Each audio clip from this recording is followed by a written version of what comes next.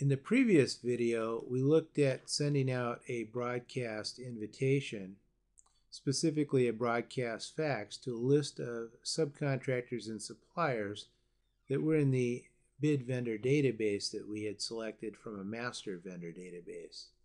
The next step in the process would be to receive the results back from the high-speed internet service and load them into your bid vendor database so you can see which of the faxes were successful and which of the faxes failed.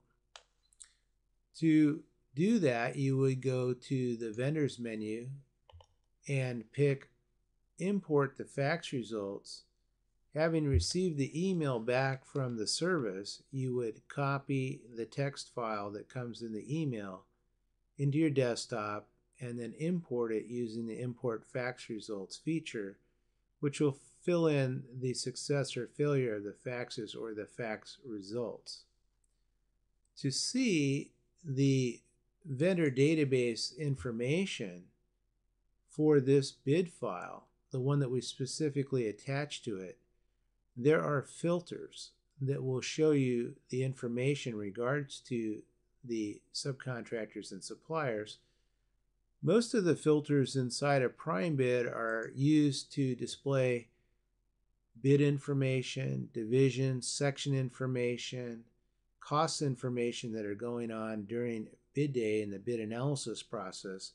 But a group of filters are dedicated to displaying information about the bid vendor database.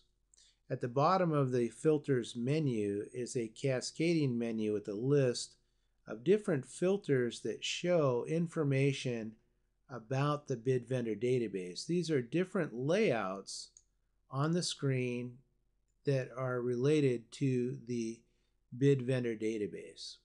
This bid status by main section shows the company name, fax date, the contact status for the vendor, whether they need plans or have plans, contact name, phone number, and extension. This filter is very handy. The results will show in the date of the fax send job, and then you can begin the tracking process and possibly the phone calling process that would occur in the process of communicating to the subs of whether or not they're going to bid the job or not. This is a handy filter to see the phone number, the contact, and the company name, and then to change the status results. To change the status for a sub, let's say that he faxed back the fax with an indication that he would be bidding the job, we simply click on the checkbox for confirmed yes, or in the case of a no, click on the confirmed no button. And as we receive this information, we will modify these confirmation statuses and check them. And so in the process of communicating to the subs, you may also choose to call Juan at Bayline Concrete Cutting to see if he's going to bid the job. His phone number is handy, and you can edit his information in his vendor record from this screen and track the confirmation status for Juan and for Bayline Concrete Cutting. So as I go through that process, I will again communicate with them. Let's say that I called Larry and he said, there's a new bid contact person here at Belleville Engineering.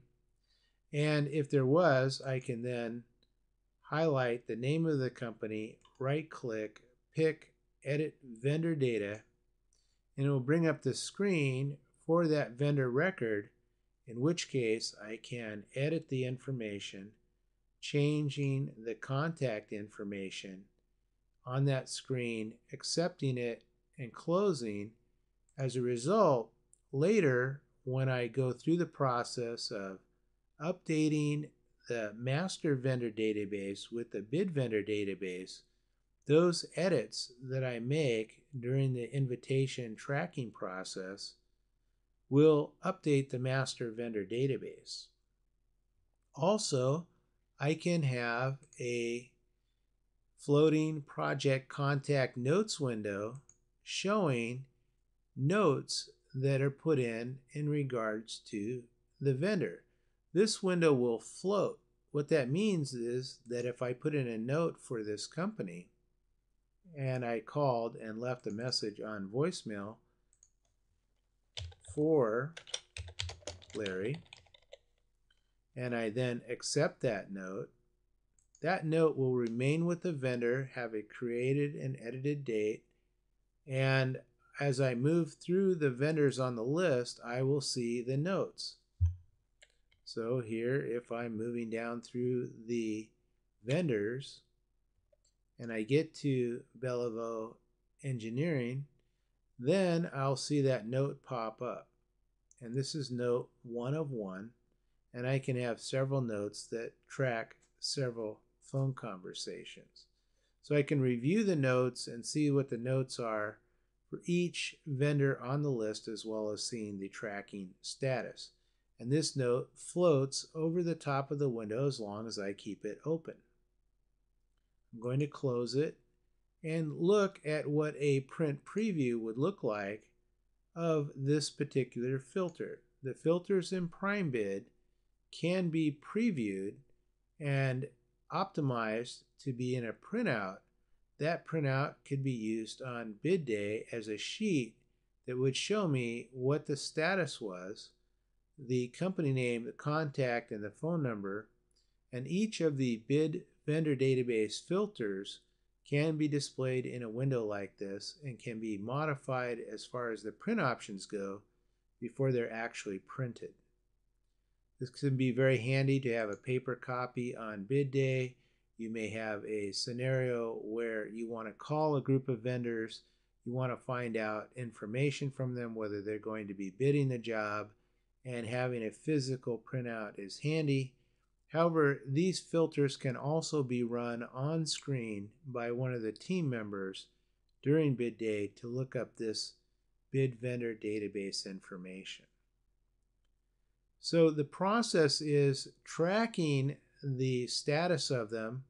There are other filters in the bid vendor database list that will help show me information like the contact information by CSI, showing me the company name, contact name, phone, email, and fax number, in case I also want a list of communications options in this database.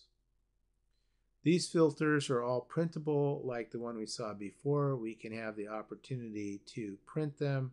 We can change some of the titles of the columns and change some of the other print options. As well, we can print out a more complex set of reports. Specifically, we might want to print out contact notes by main section or a contact notes by DBE type. These particular reports are complex in that they show the vendor and all of the contact information when they were sent a broadcast fax, what the notes are, what sections they're under, and as a result you can use that report to demonstrate your good faith effort in who you contacted, when you contacted them, and any notes on that contact information that might apply to them.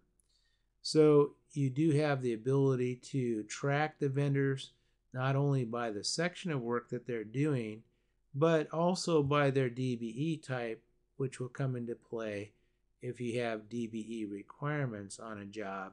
You'll also be able to prove what you did and how you did it in the process of contacting these vendors for this upcoming bid. This might be critical to the process of demonstrating your good faith and your effort to comply with the owner's requirements or goals on a specific bid project. The next video that we're going to look at is going to be what is the contents of the vendor record and how to edit the vendor record so that your database can be updated and used and made efficient for the bidding process.